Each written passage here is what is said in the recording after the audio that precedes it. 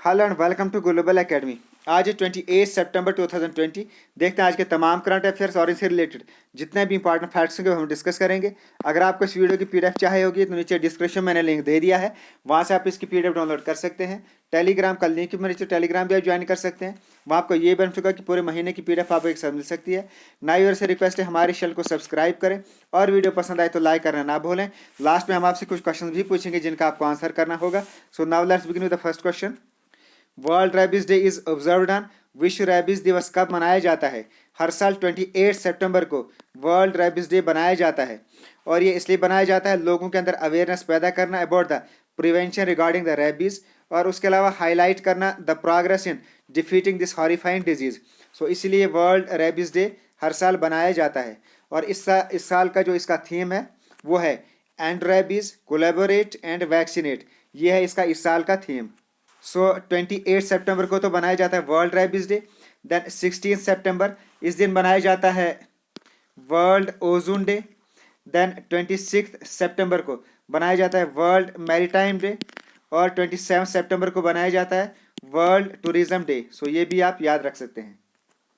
Next, where will be the UN climate change conference COP26 be held? संयुक्त राष्ट्र जलवायु परिवर्तन सम्मेलन COP26 कहाँ आयोजित किया जाएगा? So COP26 that means conference of parties, और इसका जो ये 26 सेशन है so it will be held in Glasgow Scotland. So पहले ये नवंबर 2020 में होना था बट ये पोस्टपोन्ड हो गया, अब ये नवंबर 2021 में होगा और ये ग्लासगो स्कॉटलैंड में ही होगा। अब ग्लासगो स्कॉटलैंड में होगा तो स्कॉटलैंड से रिलेटेड फैक्ट्स देखते हैं।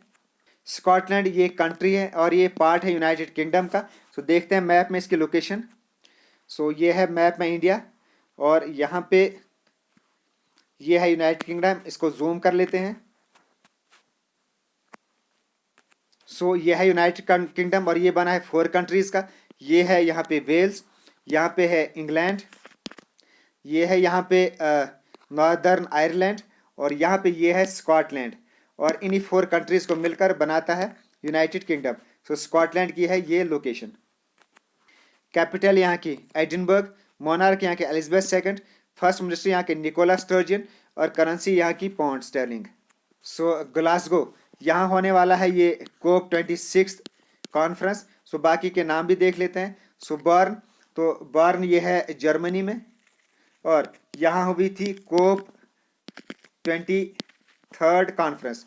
देन पोलैंड में हुई थी COP24 कॉन्फ्रेंस, और मैड्रिड जो है कैपिटल ऑफ स्पेन, यहाँ हुई थी COP25। Now next question. Recently in which city forest Anand Van has been inaugurated?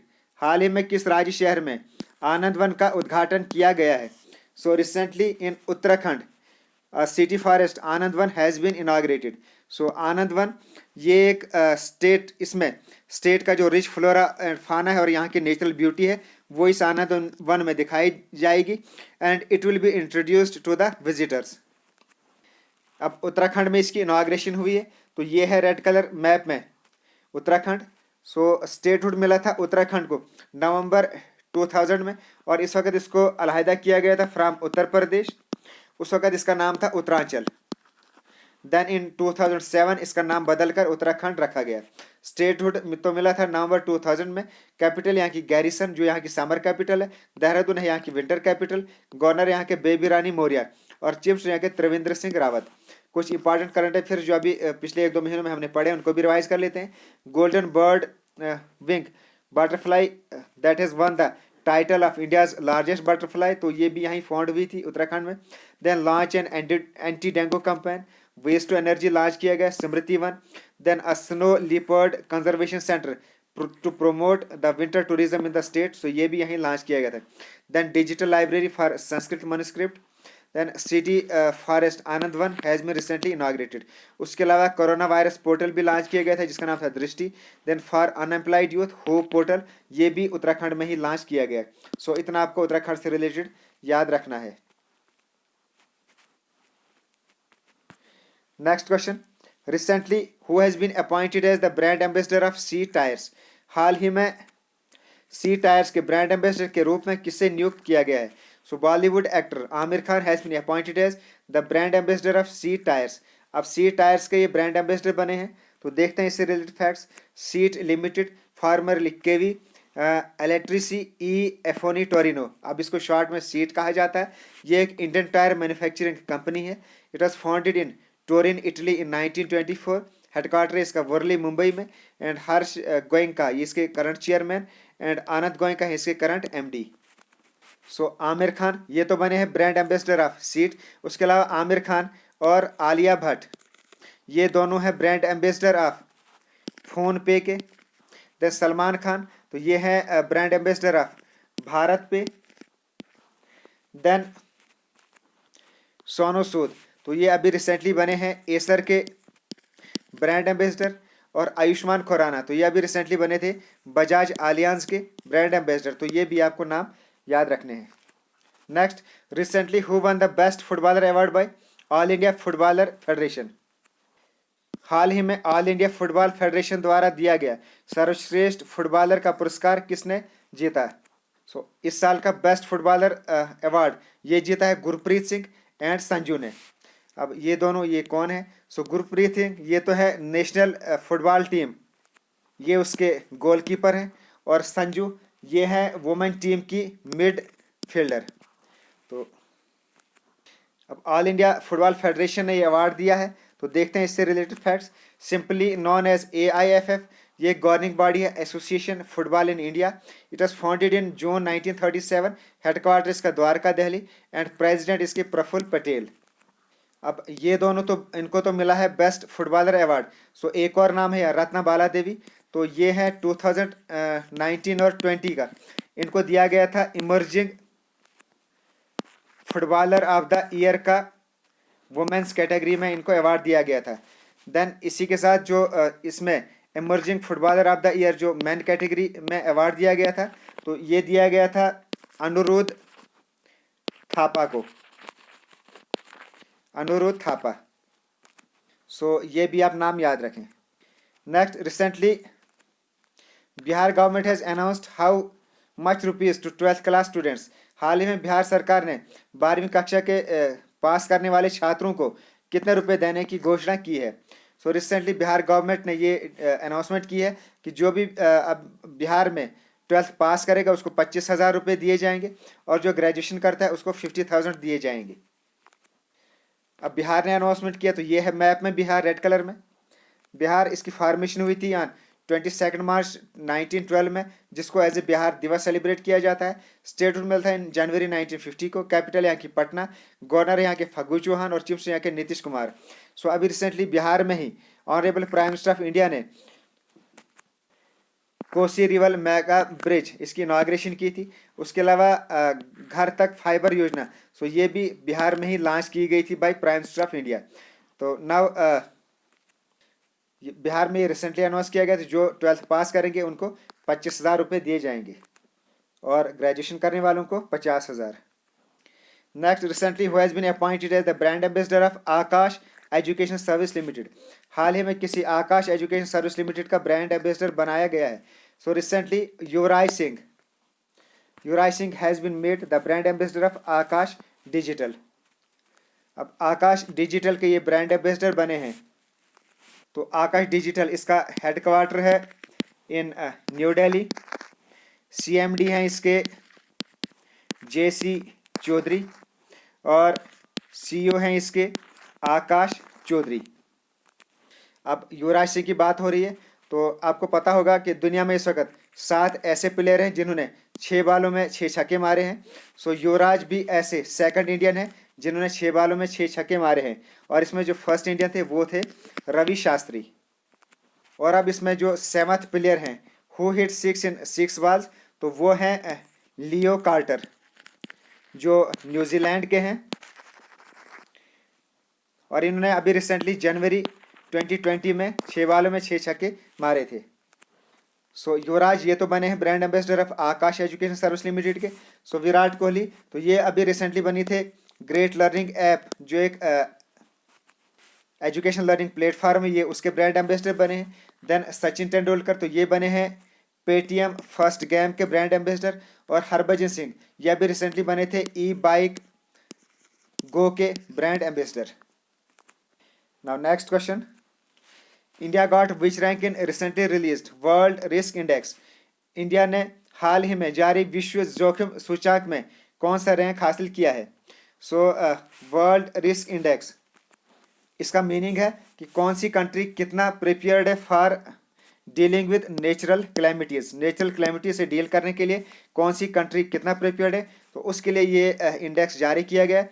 तो इसमें जो इंडिया का रैंक वो आया है 89th रैंक, और इसमें जो नंबर 1 कंट्री है वो आई है वनटाउ, ये नंबर 1 कंट्री है, दैट मीन्स कि ये सबसे ज़्यादा रिस्की कंट्री है।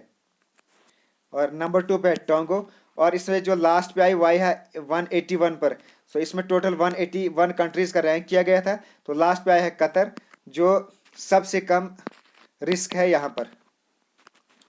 सो वर्ल्ड रिस्क इंडेक्स में इंडिया की रैंकिंग आई 89th पे। बाकी की रैंकिंग भी रिवाइज कर लेते हैं। सो ह्यूमन डेवलपमेंट इंडेक्स जो लॉन्च हुआ था दिसंबर 19 में, तो इसमें इंडिया का रैंक था 129, और इसमें नॉर्वे आई थी टॉप पर। देन ग्लोबल हंगर इंडेक्स, तो इसमें आया था इंडिया का रैंक 102 पर, और इसमें टॉप किया था बेलारूस ने। देन करप्शन इंडेक्स भी लॉन्च किया गया था, ये भी रिलीज हुई थी करप्शन इंडेक्स, और इसमें इंडिया का रैंक आया था 80, और इसमें टॉप किया था डेनमार्क ने। दैट मीन्स कि इंडिया का डेनमार्क का इस यहाँ सबसे कम करप्शन है। सो ये रैंकिंग्स भी आप नोट कर लें। Next, who among the following has written the book the end of an era which deals the narrative on Tibet relation with India. निम्न में से कौन सी बुक किसने द एंड ऑफ एरा नामक बुक लिखी है जो भारत के साथ तिब्बत के संबंधों पर कथा का वितरण देता है। So the end of era ये लिखी है क्लॉडी आरपी ने।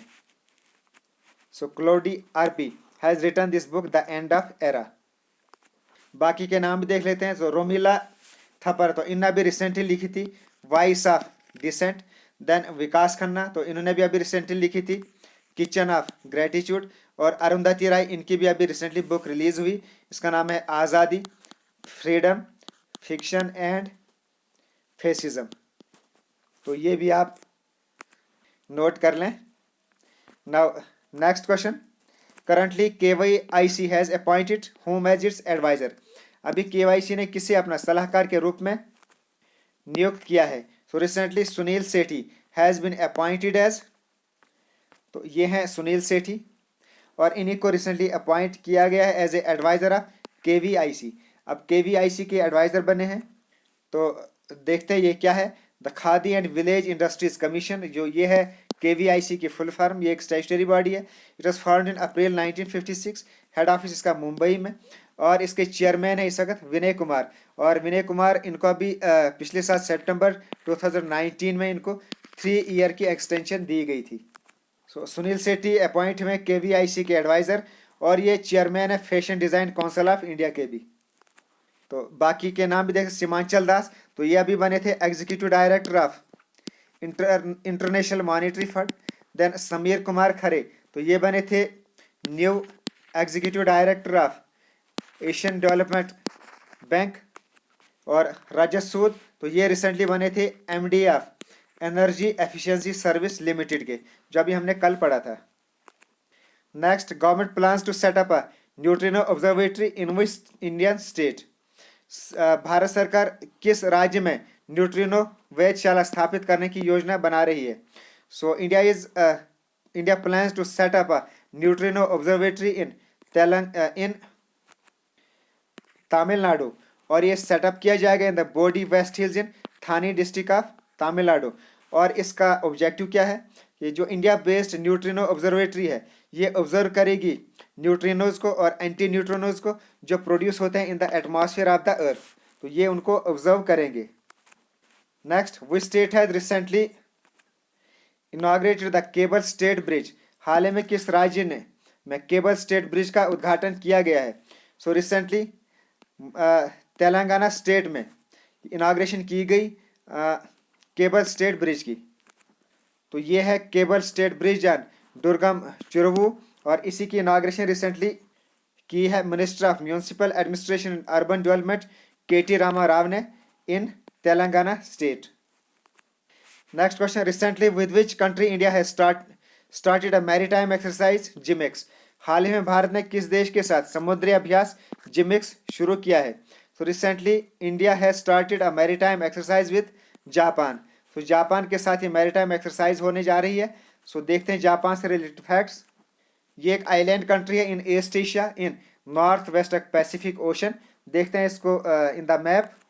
सो ये है मैप में इंडिया और यहाँ पे ये है यहाँ पे जापान। कैपिटल है जापान की टोक्यो। एम्परर नुरुहितो, प्राइम मिनिस्टर यहाँ के योशिंदे सुगा जो अभी रिसेंटली बने हैं, और करेंसी यहाँ की जापानीज येन। सो जापान के साथ अभी हो रही है एक्सरसाइज जीमैक्स। इससे पहले जापान के साथ कुछ टाइम पहले एक्सरसाइज हुई थी एमलैंड, और ये 2020 में ही हुई थी। देन ऑस्ट्रेलिया के साथ अभी रिसेंटली हुई थी exercise PASSEX. Then United State, इनके साथ भी हुई थी एक मिलिट्री एक्सरसाइज और उसका नाम है अजेया वॉरियर।